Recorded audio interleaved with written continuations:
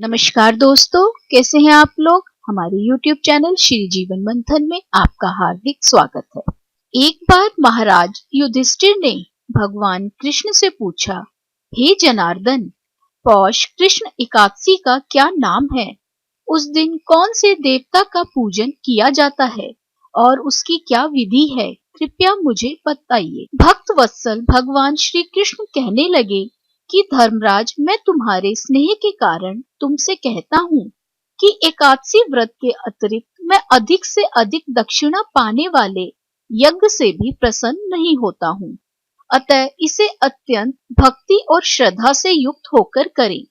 हे राजन, द्वादशी युक्त पौष कृष्ण एकादशी का महात्म्य तुम एकाग्रचित होकर सुनो। इस एकादशी का नाम सफला एकादशी है। इस एकादशी के देवता श्री नारायण हैं।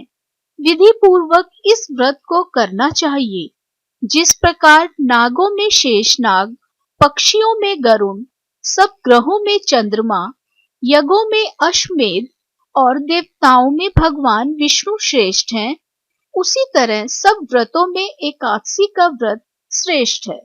जो मनुष्य सदैव एकादशी का व्रत करते हैं वे मुझे परम प्रिय हैं। अब इस व्रत की विधि कहता हूँ।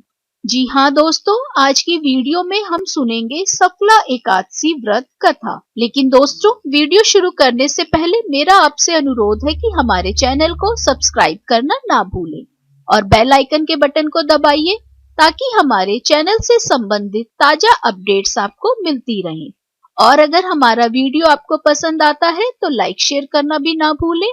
आपके सुझाव भी सादर आमंत्रित हैं। आगे भगवान श्री कृष्ण बोले, मेरी पूजा के लिए ऋतु के अनुकूल फल, नारियल, नींबू, नैवेद्य आदि 16 वस्तुओं का संग्रह करें।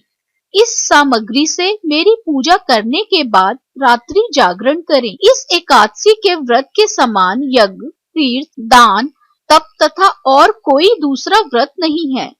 5000 वर्ष तप करने से जो फल मिलता है उससे भी अधिक सफला एकादशी का व्रत करने से मिलता है। हे राजन, अब आप इस एकादशी की कथा सुनिए। चंपावती नगरी में एक महिष्मान नाम का राजा राज्य करता था। उसके 4 पुत्र थे। उन सब में लुम्पक नाम वाला बड़ा राजपुत्र महापापी था। वह पापी सदा पर स्त्री और वैश्यागमन तथा दूसरे बुरे कामों में अपने पिता का धन नष्ट किया करता था। सदैव ही देवता, ब्राह्मण, वैष्णवों की निंदा किया करता था। जब राजा को अपने बड़े पुत्र के ऐसे कुकर्मों का पता चला तो उन्होंने उसे अपने राज्य से निकाल दिया। तब वह विचारने लगा कि कहाँ जाऊं, क्या करूं। अंत में उसने चोरी करने का निश्चय किया। दिन में वह वन में रहता और रात्रि को अपने पिता की नगरी में चोरी करता तथा प्रजा को तंग करने और उन्हें मारने का कुकर्म करता। कुछ समय पश्चात सारी नगरी भयभीत हो गई। वह वन में रहकर पशु आदि को मारकर खाने लगा। नागरिक और राज्य के कर्मचारी उसे पकड़ लेते किंतु राजा के भय से उसे छोड़ देते। वन में एक अति प्राचीन विशाल पीपल का वृक्ष था।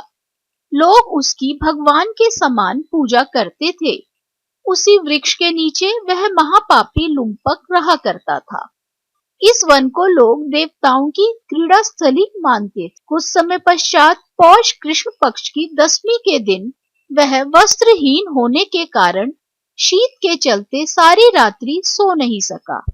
उसके हाथ पैर अकड़ गए। सूर्योदय होते होते वह मूर्छित हो गया। दूसरे दिन एकादशी को मध्याह्न के समय सूर्य की गर्मी पाकर उसकी मूर्छा दूर हुई। गिरता पड़ता वह भोजन की तलाश में निकला।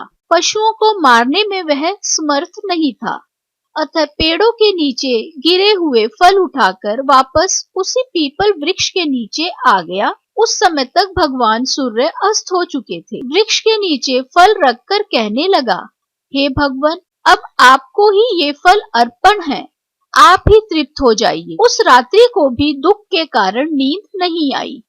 उसके इस उपवास और जागरण से भगवान अत्यंत प्रसन्न हो गए और उसके सारे पाप नष्ट हो गए। दूसरे दिन प्रातः एक अति सुंदर घोड़ा अनेक सुंदर वस्तुओं से सजा हुआ उसके सामने आकर खड़ा हो गया।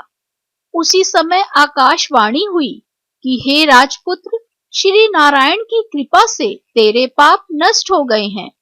अब तू अपने पिता के पास जाकर राज्य प्राप्त कर। ऐसी वाणी सुनकर वह अत्यंत प्रसन्न हुआ और दिव्य वस्त्र धारण करके भगवान आपकी जय हो कहकर अपने पिता के पास गया। उसके पिता ने प्रसन्न होकर उसे समस्त राज्य का भार सौंप दिया और वन का रास्ता लिया। अब लुम्पक शास्त्रानुसार राज्य करने लगा। उसके स्त्री पुत्र आदि सारा कुटुंब भगवान नारायण का परम भक्त हो गया। वृद्ध होने पर वह भी अपने पुत्र को राज्य का भार सौंपकर वन में तपस्या करने चला गया और अंत समय में बैकुंठ को प्राप्त हुआ। अतः जो मनुष्य इस परम पवित्र सफला एकादशी का व्रत करता है उसे अंत में मुक्ति मिलती है। जो नहीं करते वे पूंछ और सींगों से रहित पशुओं के समान हैं। इस सफला एकादशी के महात्म्य को पढ़ने से अथवा श्रवण करने से मनुष्य को अश्वमेध यज्ञ का फल मिलता है। जय श्री नारायण की। आशा करते हैं दोस्तों सफला एकादशी से संबंधित ये कथा आपको पसंद आई होगी। राधे राधे। आप सभी पर ईश्वर की कृपा सदा बनी रहे।